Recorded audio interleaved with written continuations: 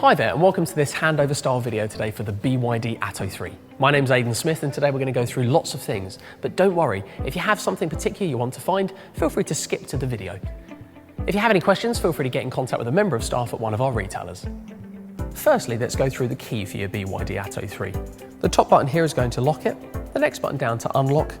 This button here, if you click it twice, on a design model the electronic tailgate will go up, and on the comfort model it will just release the lock.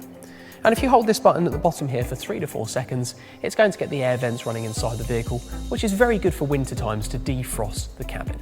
Before we get started into any features, there are 2 different trim levels available for the ATTO 3. We have the comfort and the design. The battery size, the car itself and the specifications on the face of it will look exactly the same, but there are a few differences.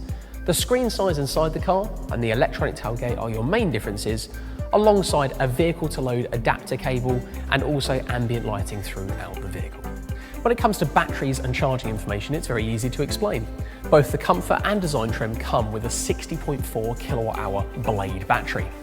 And when it comes to charging, there's lots of different ways we can do that. We can charge, of course, using an AC connection of charging, and that will take 0 to 100% in around about 10 hours on a 7 kilowatt connection. But we can charge up to 11 kilowatts on AC charging, or 3-phase charging as it's also known, and that will be 0 to 100% in about 6.5 hours. We can also DC rapid charge this car via this connection here, and the maximum that this car will take is up to 88 kilowatts. Great news, 30 to 80% charging will take just under half an hour. The great thing about the BYD ATTO 3 is it comes standard with vehicle to load. This is the vehicle to load adapter, which comes standard with the design trim. If you have the comfort trim, you can purchase this optionally through our after sales department. How does it work, you might ask? Well, we can plug that directly into the car and we can power selected devices off of that.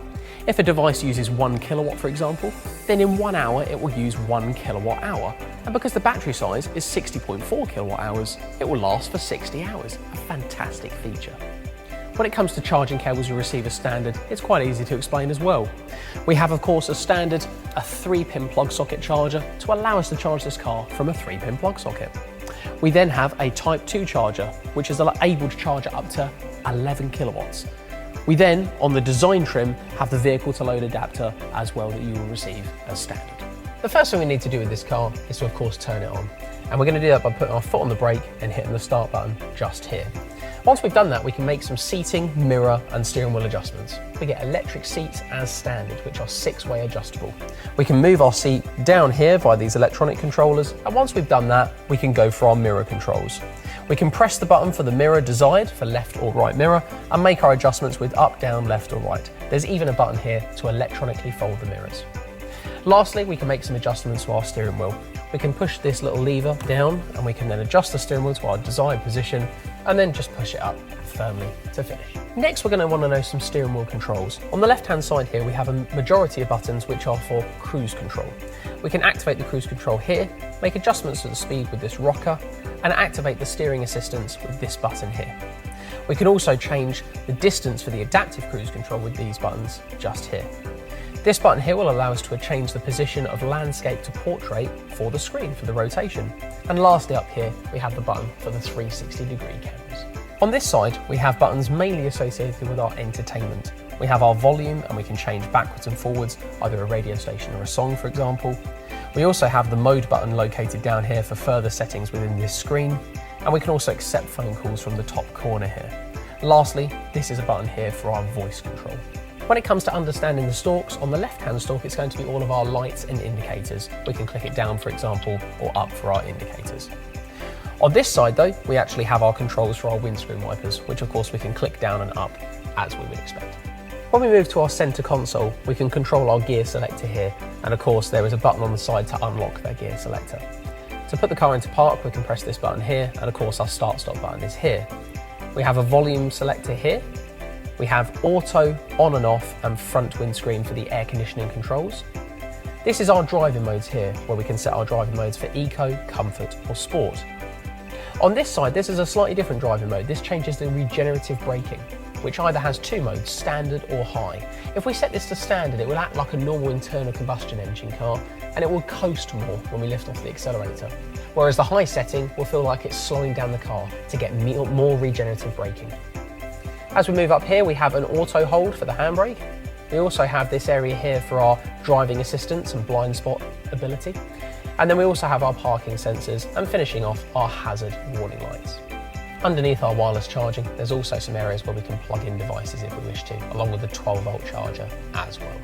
We receive as standard with the Atto 3 the glass sunroof, which also has a sunshade as well, and it's all controlled from up here. We have separate controls for the sunshade, and if we press the button for the sunroof, it has a tilt function, and then press again and it will fully open as well. This is of course speed dependent. If you're moving along in the vehicle at certain speeds, it won't open. You need to be travelling much slower. So now most of the things you're now going to find are located in this touchscreen. And the coolest thing we need to first mention is of course that it rotates. We can rotate it from landscape to portrait with this button on the steering wheel or directly on the touchscreen. So the main things you're now going to find with this is of course the screen itself in the settings. There's some main settings located at the bottom just here. We have of course our home, which will take us to our main home page. There's actually 2 home pages for this screen. We have this one here with the widgets, and we can scroll it across, and then we have all of our individual apps that we can choose from. There is also some buttons down here where we can actually press and access all the pages that are open at any one time. Very useful features. There's also a little bit at the top of the screen where you can swipe down and you can actually see some main features that you have quick access to. A really useful feature. When we get to talking about Bluetooth, pairing the phone's nice and easy in this car. We go to the phone setting and we go to the Bluetooth settings and follow the prompts on your Bluetooth device. But there are other ways that we can pair our phone. We can pair our phone via Android Auto or Apple CarPlay, as that comes as standard in the Atto 3. Android Auto is wireless connectivity and there's a button to press on the home screen.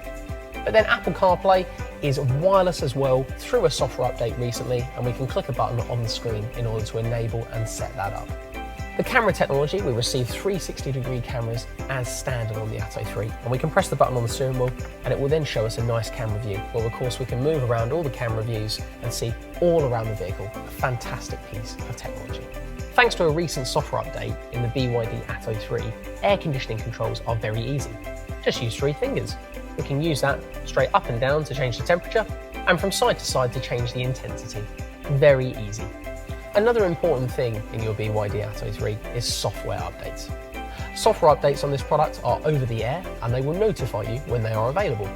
We have a software update now available for this car, which is coming up on the screen as you can see here. This will take between 30 and 90 minutes to set up, and it's really important that you keep your software level up to date in order to enable new features that may arrive in your BYD Atto 3. We hope you found this video useful today. If you do have any further questions, feel free to get in contact with your nearest retailer.